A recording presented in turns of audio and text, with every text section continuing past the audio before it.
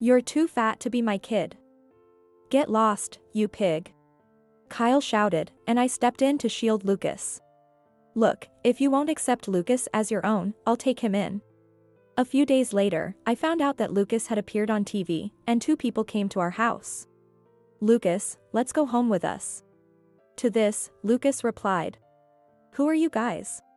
I am Carol. Ever since I lost my husband a few years ago, I've been living alone.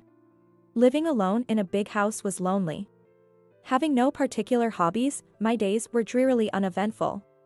Even I had one thing I looked forward to. That was meeting my grandson, Lucas. Spending time with my lovely grandson Lucas was the only solace in my life.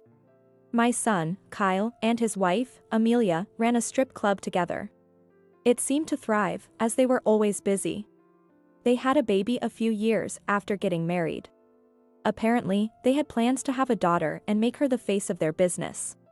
They started hoarding baby items for a girl even before they could confirm its gender, pinning their hopes on having a daughter. However, the baby turned out to be a boy, and their disappointment was immense when they found out. I optimistically thought that once the baby was born, they would grow to love him regardless. But that didn't happen. Kyle and Amelia showed little interest in the baby and rarely took care of him. They hardly even bothered to think of a name. Impatient, I suggested some names, and they chose Lucas from my list. Still, Kyle and Amelia never really showed any interest in Lucas. Hoping for a daughter next, but they never had another child. Gradually, Amelia began to harbor resentment towards Lucas. It's all your fault our plans were ruined because you weren't a girl. Such misplaced hatred seemed to have taken root in Amelia. Influenced by her, Kyle also began treating Lucas coldly. Perhaps if I had intervened sooner, things might not have escalated. Eventually, Amelia stopped cooking for Lucas. She would leave $5 on the table every day before heading to work and wouldn't return until nearly morning. From evening to night, young Lucas spent long hours alone. How lonely he must have felt, waiting alone for his parents to return. With the money Amelia left, Lucas would buy his meals from shops. Being so young, he didn't think about nutrition and often ended up eating snacks like bread and potato chips. He even ate discarded food on occasion. A child visiting a store alone every day inevitably drew attention. A part-time worker, feeling sorry for Lucas, would secretly share some food with him. Thanks to this, even on days Amelia didn't leave money, Lucas had something to eat. By third grade, Lucas weighed over 154 pounds. This was the result of his unhealthy diet of bread, ready-made meals, and snacks. Kyle and Amelia disliked that too. After Lucas had gained weight, they began to hurl cruel words at him. A fatty like you is not my child. Get out of here. You're in my way. When I learned that these words had been said to him, I was heartbroken. What must Lucas have felt, hearing such things from his father? Worried about Lucas, I occasionally checked on him by visiting his home. I had a nagging suspicion that Kyle and Amelia resented Lucas, judging from their tone. That's why I would visit their house, to make sure they weren't doing anything terrible to him. One day, my fears unfortunately proved true. You're too fat to be my kid. Get lost, you pig. As I opened the door, Kyle's shouting filled my ears. In a panic, I rushed towards the voice and saw Lucas on the floor. From the way he was holding his cheek, it was clear Kyle had hit him. Kyle? What are you doing? I ran to Lucas's side and pulled him away to protect him from Kyle. Looking at Lucas, his face was vacant, and he seemed to have resigned himself to his fate. I regretted making such a young child wear such a defeated expression. Kyle hadn't noticed me arrive, his eyes were wide as if he was about to burst. Do you even realize what you're saying? Lucas is your child, legitimately. I shouted at Kyle. Although Kyle is my own son, I could not understand his way of thinking. It was unbelievable how they could mistreat Lucas, an innocent child, just because he wasn't the daughter they wanted. If you won't acknowledge Lucas as your own child, then I will take him. Both Lucas and Kyle looked stunned by my sudden words. Then, things moved quickly. Kyle and Amelia, eager to rid themselves of the burden, jumped at my offer. Thanks, Mom. This way, we can focus on the business, right, Amelia? Yes, truly, thank you. On the day I took Lucas, they said this with the brightest smiles I had ever seen on their faces. Their smiles saddened me. It made clear just how little they cherished Lucas. I had watched over him, thinking that being with his biological parents was best for him, but I deeply regretted not taking him away sooner. On the way to my house, Lucas said, "Sorry. I'll grow up fast and move out." What was this child saying? When I asked him to repeat, Lucas said with a blank expression, "You're regretting taking me in, aren't you? You've been looking scared since we left." Was I making such a face? Lucas nodded sadly. "No, that's not it. I was regretting not doing this sooner. I should have abandoned the belief that you'd be happier with your real parents much earlier. No, my regret wasn't about taking Lucas in. I regretted not separating him from those two sooner. Aren't you bothered by me?"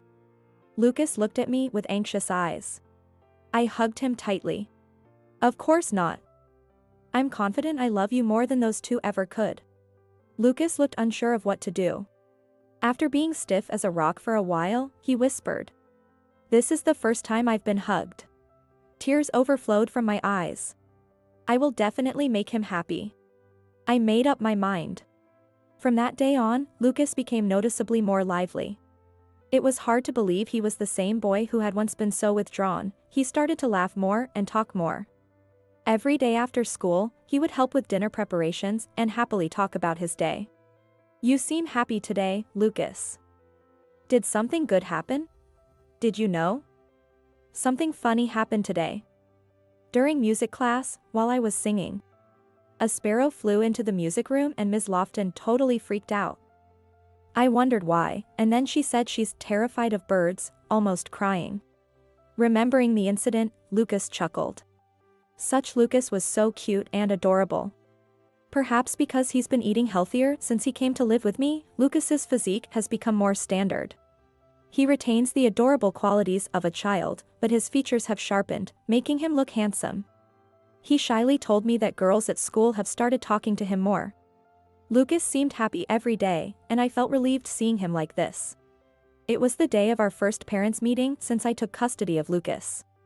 Ms. Lofton, Lucas's teacher, made a suggestion. "Why don't we have him take an IQ test at a hospital?"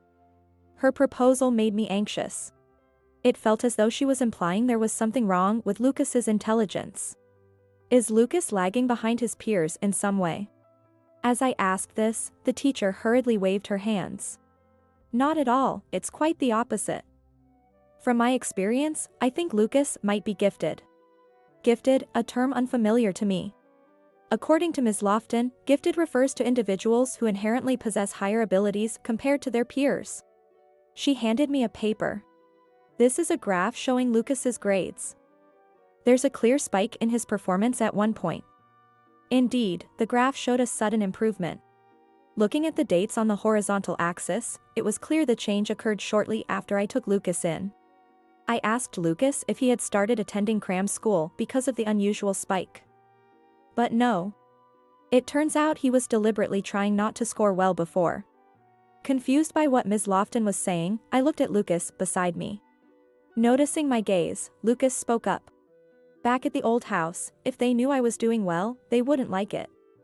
They'd say I was being cheeky and hit me more than usual." Lucas shrugged. "So during tests, I deliberately not write answers or write them wrong. But actually, I knew all of it." Lucas grinned. "Now, there's no need for that, so I just take the tests normally. It's too easy and kind of boring, though.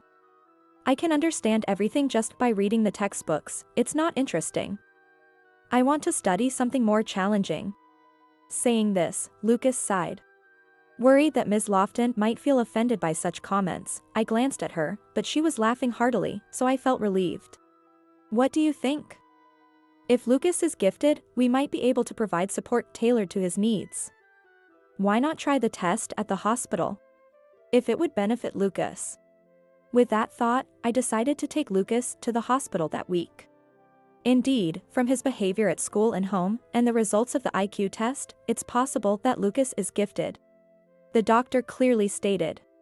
Lucas's IQ was much higher than average, and I was surprised. I had no idea Lucas was so intelligent.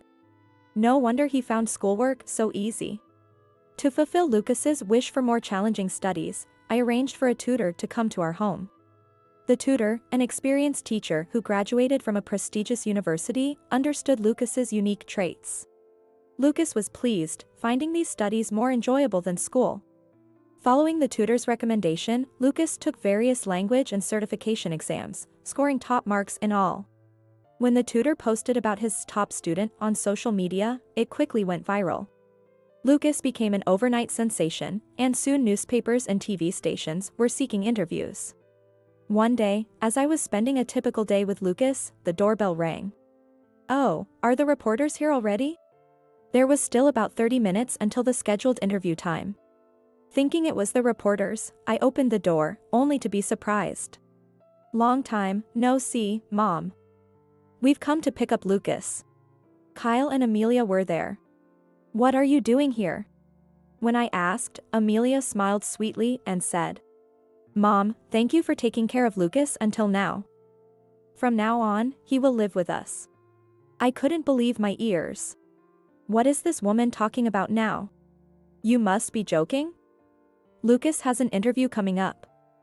We're very busy, so please leave. The word interview made Kyle and Amelia's eyes light up. So it really was Lucas. We saw him on TV.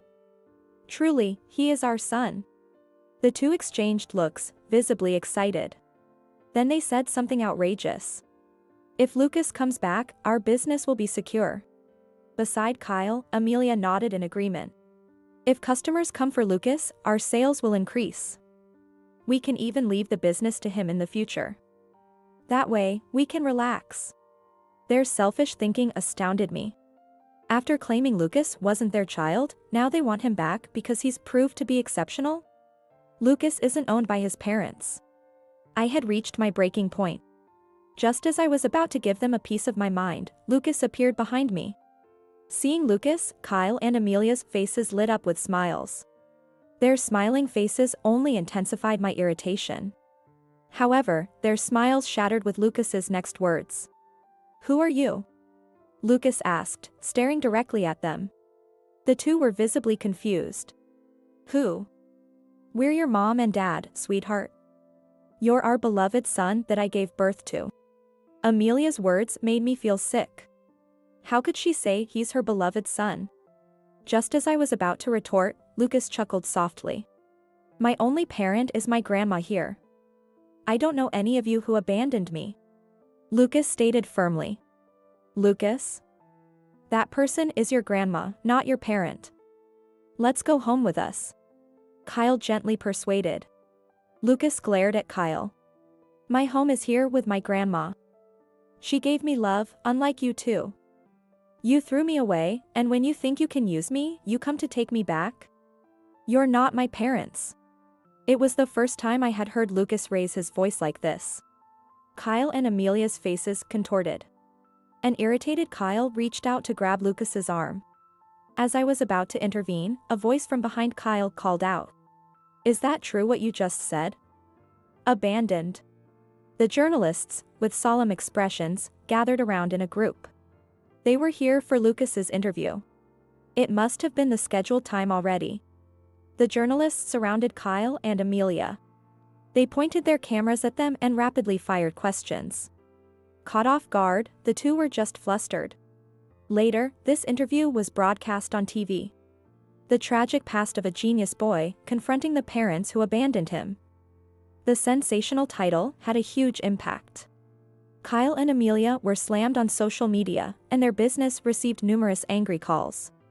Rejection of a child simply because he's not a girl is unthinkable. Don't treat your child as a convenience. Such calls came in one after another, and many people gathered to see the faces of these terrible parents.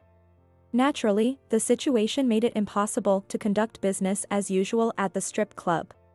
Amelia, in trouble, sought help from her parents, but their response was cold. "You sowed this, now reap it.